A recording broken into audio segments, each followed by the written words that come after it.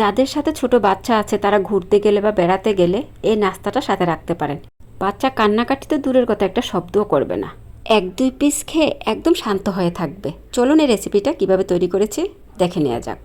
প্রথমে একটা ডিম লাগবে, তারপর স্বাদ মতো চিনি দিয়ে দিলাম।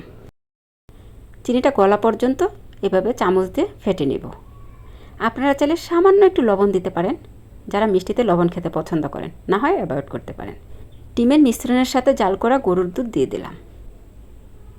পরিমাণ মতো দিলেই হবে, একটু কম বেশি হলে কোনো সমস্যা নেই। আরও কিছুক্ষণ ফেটিয়ে নিব। অনেকে ডিম আর চিনির মধ্যে নাস্তাটা তৈরি করে থাকে, এইভাবে একবার তৈরি করে দেখুন কতটা মজার। চুলায় একটা ফ্রাই প্যান বসিয়ে দিলাম, সামান্য একটু তেল দিয়েছি, সাথে ব্রেড নিয়েছি। আপনারা চাইলে কিন্তু ব্রেডের লাল অংশটা ফেলে দিতে পারেন, আমি লাল অংশটা সহই করতেছি। বড় ব্রেড হলে মাঝখান থেকে কেটে নেবেন। আমার এই ব্রেডগুলো ছোটো সাইজের, আর মূলত আমি বানাচ্ছি আমার বাচ্চার টিফিনের জন্য। বাচ্চারা এত পছন্দ করে এই টিফিনটা, একবার শুধু দিয়ে দেখবেন, ঘুরিয়ে ফিরিয়ে শুধু বলবে মা এই টোস্টটাই বানিয়ে দাও। একটা একটা করে ব্রেড ডিমের মধ্যে উল্টে পাল্টিয়ে ফ্রাই প্যানে দিয়ে দিচ্ছি। আর চুলাটা অবশ্যই লো হিটে রাখতে হবে, আর ফ্রাই প্যান হলে খুব ভালো হয়। অন্য কিছুতে তাড়াতাড়ি পুড়ে যাওয়ার ভয় থাকে, ফ্রাই প্যানে কিন্তু এত তাড়াতাড়ি পুড়ে যায় না।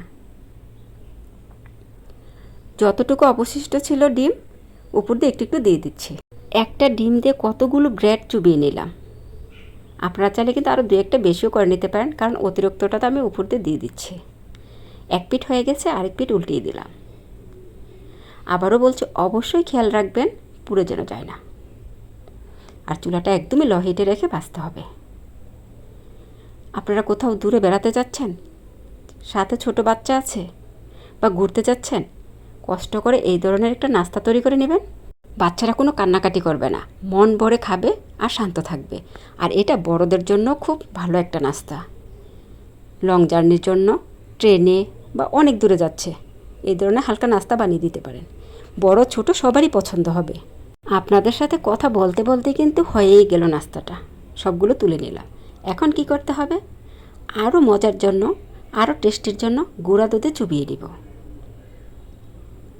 অনেকে এই অবস্থায় নাস্তাটা খেতে পছন্দ করেন, আর গুঁড়ো দুধ দিলে সবাই পছন্দ করবে, দেখতেও ভালো লাগবে। আর গরম গরম অবস্থায় গড়িয়ে নিতে হবে। আপনারা ভাবছেন লিকুইড দুধ দিয়েছি একদম নরম নরম হবে, গলে গলে যাবে, একদমই না। খুব সফট, খুবই সফট থাকে, একদমই ভেঙে যাবে না।